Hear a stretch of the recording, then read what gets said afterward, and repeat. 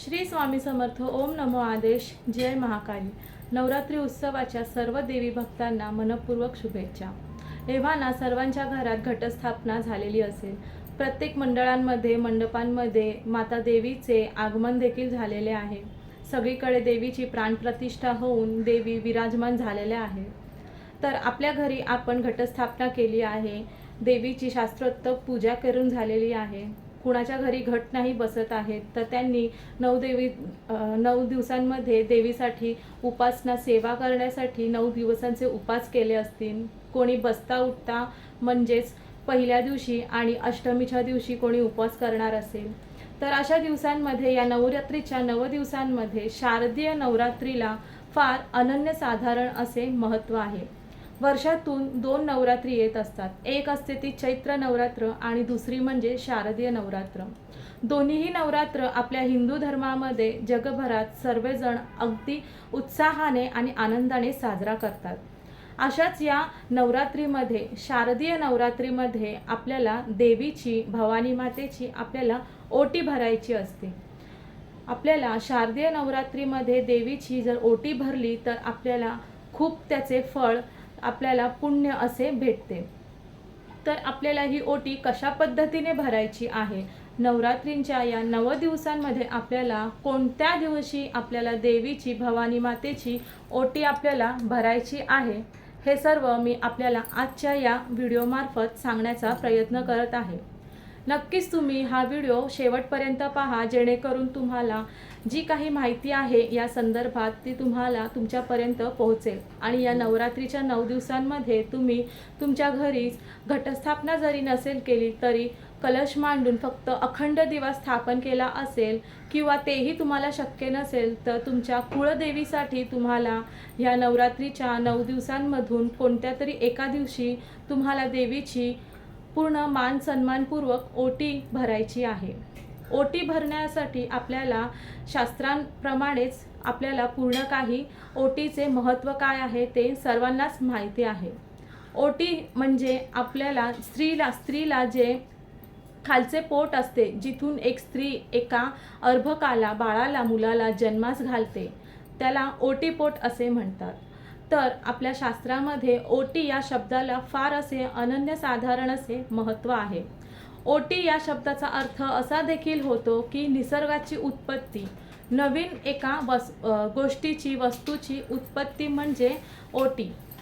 तर आपल्याला आपल्या नवरात्रीच्या 9 दिवसांमध्ये आपण दुर्गा देवी भवानी मातेची वेगवेगळ्या ठिकाणी मंदिरांमध्ये जाऊन आपण पूजा अर्चना करतो, तिकडे ओटी भरतोच.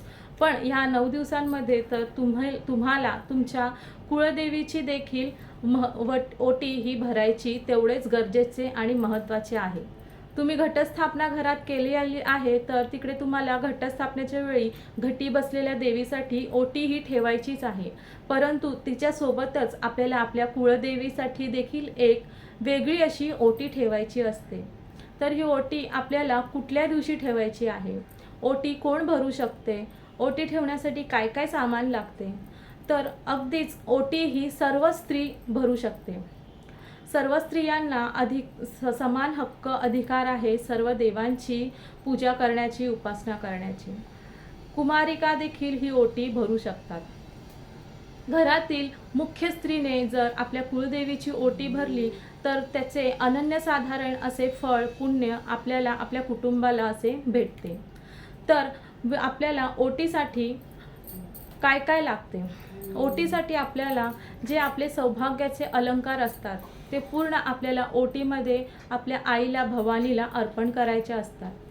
तर नवरात्रीच्या 9 दिवसांमध्येच देवीलाच का ओटी भरतात, तर देवी हे साक्षात स्त्रीरूप आहे. तर आपण ओटी ही स्त्रियांची भरतो, पुरुषांची ओटी भरली जात नाही. देवी ही स्त्रीरूप आहे म्हणून आपल्याला तिला 9 दिवसांच्या कालावधीमध्ये तिची मान सन्मानपूर्वक खणा नारळाने ओटी भरायची असते. आपल्या घरी जर एखादी माहेरवाशीण आली किंवा एखादी पाहुणी स्त्री आली तर आपण तिचे हळद कुंकू लावून मानपान देऊन तिची ओटी आपण भरत असतो. अगदी त्याचप्रमाणे या नवरात्रीच्या 9 दिवसांमध्ये माता भवानीचे आपल्या पूर्ण अवतीभवती आपल्या घरामध्ये आपल्या आजूबाजूला सूक्ष्म लहरींमध्ये आईचा वास असतो. तर आई आपल्याला 9 दिवसांमध्ये 9 दिवस आपल्या घरात ही नांदत असते आणि 9व्या दिवशी तिचे परत पाठवणी करायची असते. म्हणून आपल्याला तिची 9 दिवसांमध्ये कोणत्या तरी एका दिवशी तरी का होईना तुम्हाला तिची ओटी ही भरायची असते. तर ह्या ओटीमध्ये तुम्ही जर विधवा स्त्रीने ओटी भरली तर चालेल का? तर हो, विधवा स्त्री देखील आईची भवानीची ओटी भरू शकते. परंतु आपण समाजात राहतो तर सगळे आपल्याला नावं ठेवतील की आपण विधवा आहोत तर आपण ओटी नाही भरायची, असे सर्व काही रूढी परंपरागत चालत आलेल्या ज्या आहेत कहाण्या त्या आहेतच. परंतु देवीची, भगवतीची, देवांची उपासना करण्याचा सगळ्यांनाच हक्क आहे. म्हणून इथे एक विधवा स्त्री ही ओटी भरू शकते. वैधव्य येणे हे काही तिची चूक नसते, म्हणून तिला देखील तितकाच अधिकार आहे जेवढे की दुसऱ्या स्त्रियांना आहे. ती देवीची ओटी भरू शकते. या 9 दिवसांच्या काळामध्ये ती तिच्या कुळदेवीची ओटी ही नक्कीच भरू शकते, परंतु तिने दुसऱ्या सुवासिनीची, स्त्रीची ओटी भरायची नाही.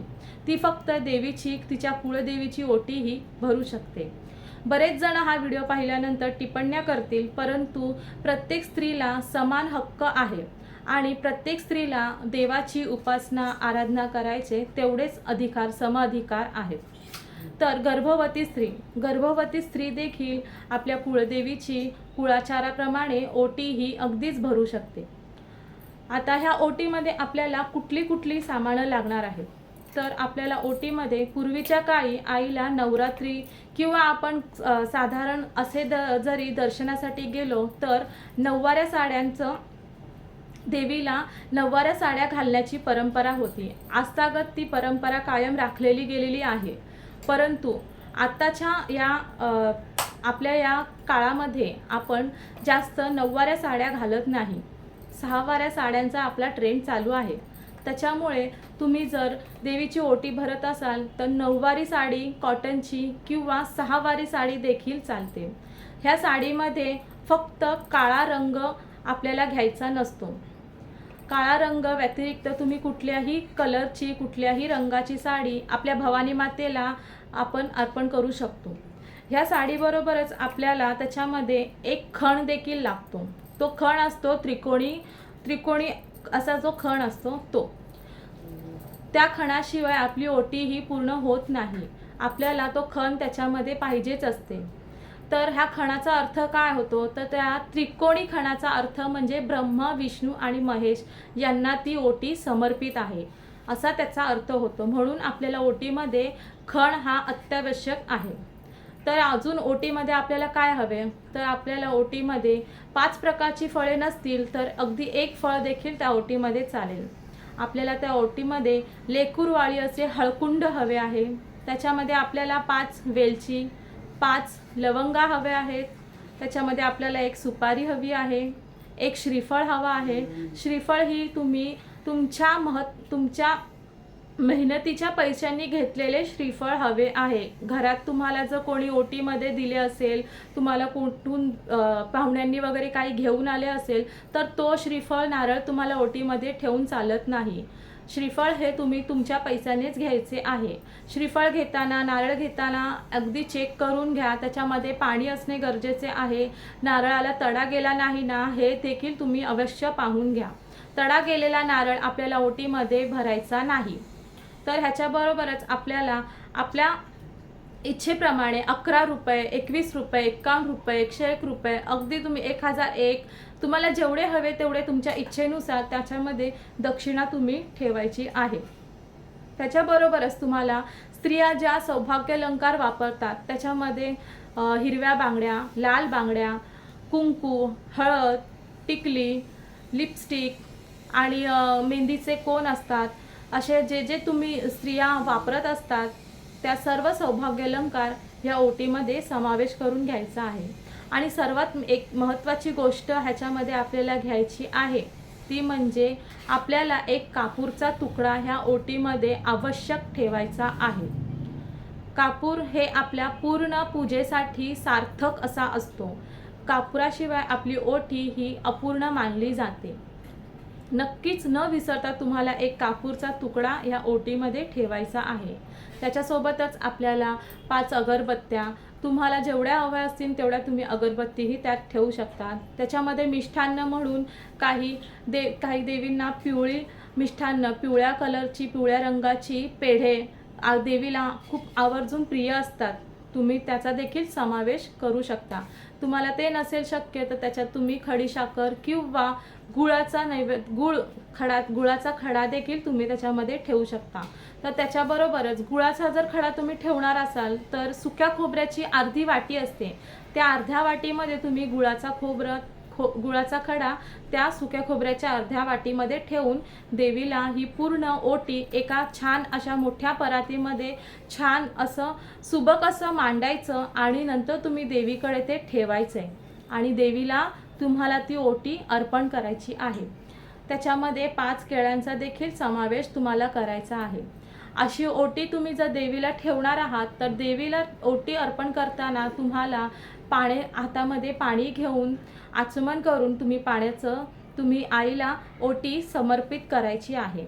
आणि आईला ओटी दाखवताना तुम्ही मनामध्ये तुमच्या ज्या काही इच्छा असतील तुम्ही ते सर्व काही आईला बोलू शकता.